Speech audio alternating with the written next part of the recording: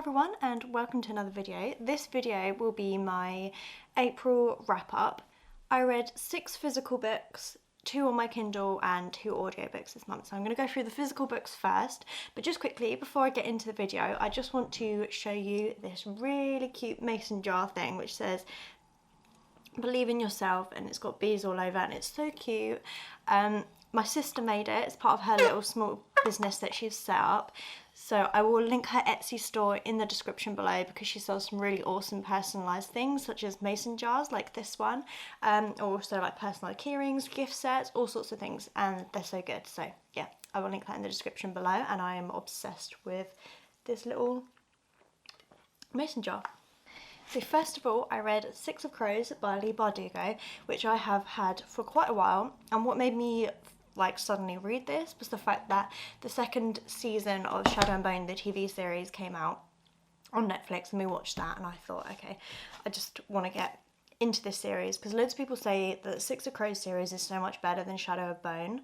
I didn't really enjoy Shadow and Bone. I DNF'd the last book. I just didn't really like it. The world was confusing, her writing I didn't like, the storyline wasn't gripping enough.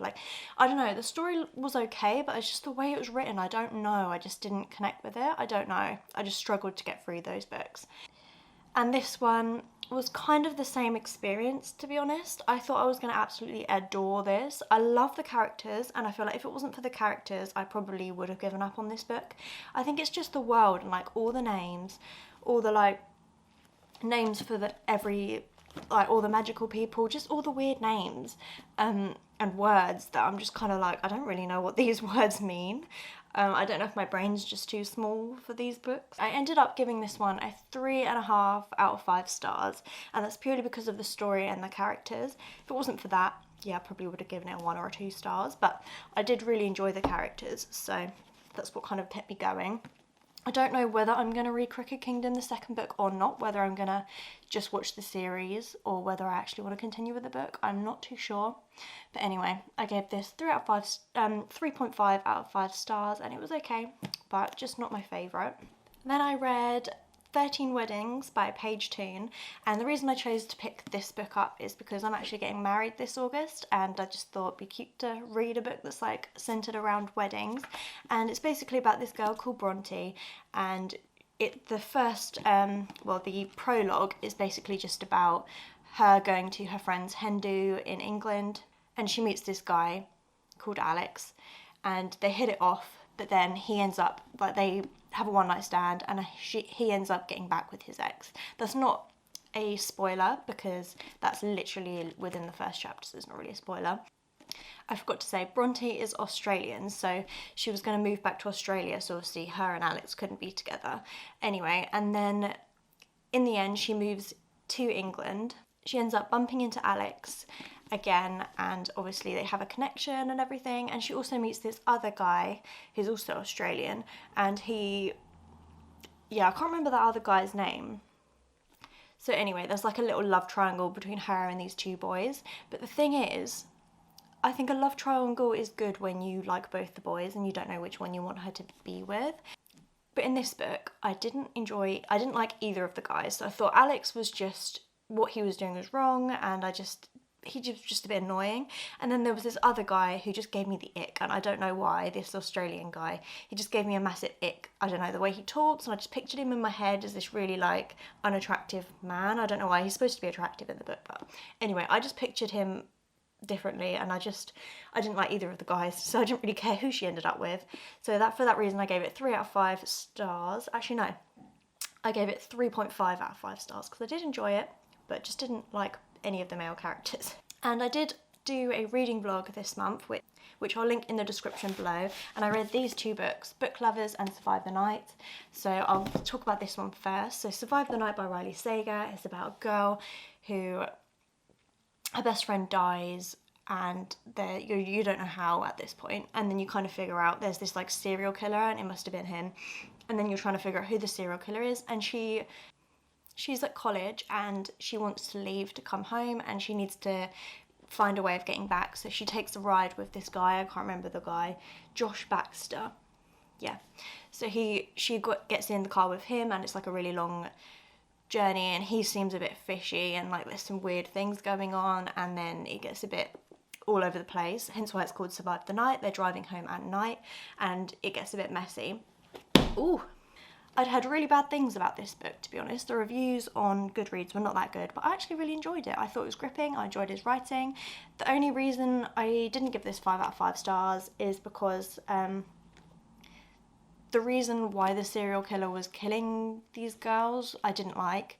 But anyway, I ended up giving it 4 out of 5 stars and I did really enjoy it. So I would definitely want to read more of Riley Sager's thrillers because apparently they're really good. I also read Book Lovers by Emily Henry in that blog, and this was another 4 out of 5 stars. I did really enjoy this. And it's about this girl who her sister convinces her to go on holiday for a month in this small town called, what's it called, Sunshine Falls, which sounds cute, and it's just like really like small town vibes, and she ends up bumping into this guy who she knew before who she didn't like, and stuff happens. But this book wasn't just a romance, it was sort of about her and her sister's relationship, and also her sister's hiding something in this book as well, so it's quite interesting because you're kind of wondering what's going on, what's she hiding, and that kind of thing. So there's more to it than just romance, which is what I like in a romance book. I like having like more things, like more depth to it as well, rather than just focus on the romance, because I find that gets a little bit boring. But anyway, 4 out of 5 stars, I enjoyed that one. The other physical books I read I don't actually have with me. One of them was a book that I borrowed off my mum. I will put a picture here so you can see what the cover looks like. And it's called Coming Home by Fern, Britton. And this book's about a woman who leaves her kids she has kids at a young age. She gets pregnant by mistake, and she runs away and leaves the kids with the grandparents, or the woman's parents, but the kids' grandparents. And it goes back and forth, and there's different timelines. So you see why she ran away, what she was doing, and then she comes back into the picture when the kids are older and when they're adults and stuff, and it's just all about that. I gave this book 4 out of 5 stars, and I really enjoyed it. I flew through this book within a couple days. But the reason I didn't give it 5 out of 5 stars is because I thought there was going to be more of like a big twist at the end, but it did kind of end exactly how I thought it was going to. But anyway, I did really enjoy this book. I do recommend it. It's something a bit different, not kind of thing I'd normally necessarily read, but I did enjoy it, so 4 out of 5 stars. I also read Angelfall by Susan E, and this book trilogy is one that I'd had on my bookshelf for absolutely years, and I thought, right, it's time to actually read this, get through it. So I read the first book within a couple of days. I did really enjoy it. It's basically like a fantasy dystopian kind of thing. So there's like, it's like a I can't speak. It's like a post-apocalyptic, there we go, I finally got it right, post-apocalyptic book where there was like angels that invaded the world and they've destroyed everything, and there's like people trying to survive and stuff, and the angels are killing everyone, whatever. You're trying to figure out what's going on, and this girl's sister gets taken away, and it's obviously her just trying to find her sister, get her sister back, and she meets this angel. I can't even remember the angel's name right now. I don't have the book with me because I actually have sold this trilogy now, so I don't have it here either to show you. I can't remember the male angel's name that she bumps into and like he helps her and stuff. I can't remember his name, but anyway, that's kind of the rough idea of the book, and I enjoyed this book. I gave it 3.5 out of 5 stars. I did really enjoy it, and then I did continue. I went to start reading World After, which I'll put a picture of here as well, by the same author. This is the second book in the trilogy. I started reading this and I just kind of thought, you know what, I don't really care about this enough to continue reading another 2 books about this, so I ended up selling the books on Vinted, so I don't have them here anymore. So I did DNF the second book. It wasn't bad by any means. I just feel like it just wasn't gripping me enough to continue with another couple books in the series. I don't know. So I got too many books to read bad books. I also read 2 books on my Kindle, and this was Heart of the Raven Prince and Kiss of the Selkie by Tessonja Odette, and these are 2 books in the Entangled with Fae series. I read the first one last month, and I really, really enjoyed it. They're like fairy tale retellings. Each book's following a different character, and each book's also like a retelling of a different fairy tale. The first book was Beauty and the Beast, which I read last month, and then Heart of the Raven Prince is a Cinderella retelling, and I really, really enjoyed this one. I gave it 4 or 5 stars. I love the main character, I love the storyline, it's really cute, really cool, and I love the fate aspects to these books as well. And then the third one in the series is Kiss of the Selkie, and this is a Little Mermaid retelling. And this one I didn't enjoy as much. I feel like it had quite a different feel to it than the other ones. But I did really enjoy it still. I gave it 3.5 out of 5 stars.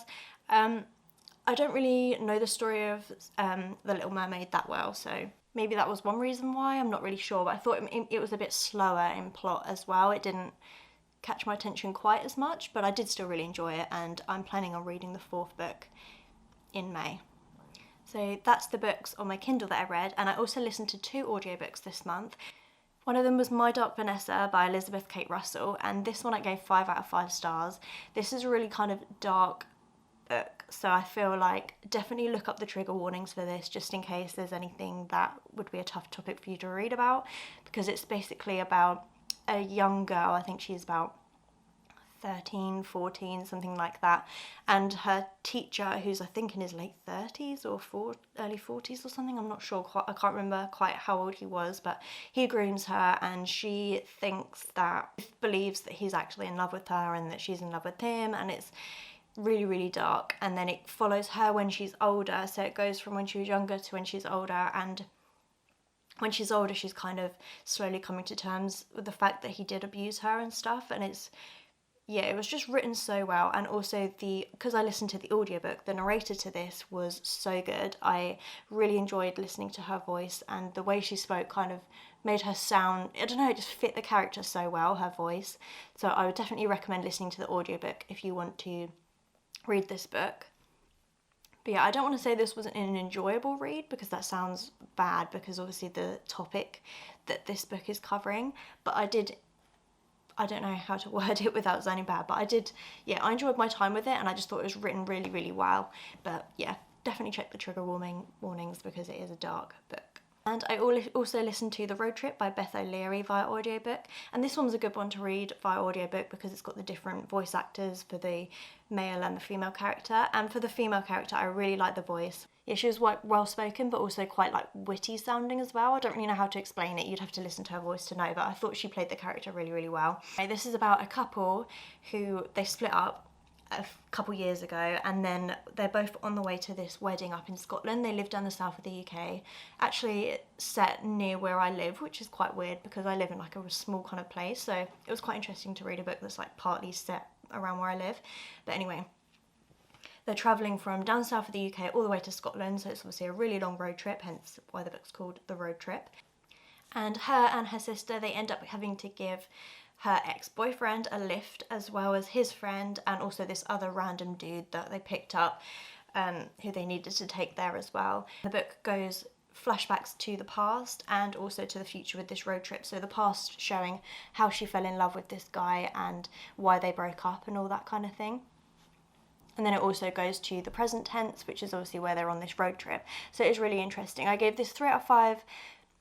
I gave this 3.5 out of 5 stars, and the reason for this was just because the middle portion was quite slow, and I feel like for the first half of the book, the past tense parts I thought were a little bit boring. They didn't grip me that much. It wasn't until there was like drama happened or when they started breaking up and stuff, which is why then it kind of really picked up, and I did really enjoy this.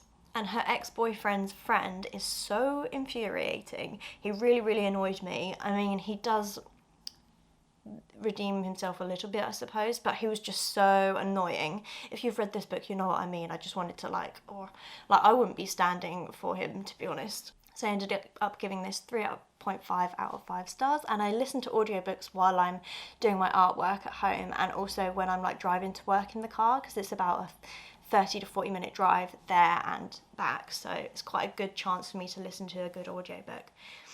So those are all the books that I read this month. I did have a really good reading month. I didn't have many 5 stars. I only had one 5-star book. Whoa. I only read one 5-star, which was the My Dark Vanessa, just because of the way that was written. I thought it was just written so well. So yeah, I did have some kind of meh books that were okay, but there was nothing that I really hated, so that is good. I hope you enjoyed my April wrap up, and I will see you in the next video. Bye!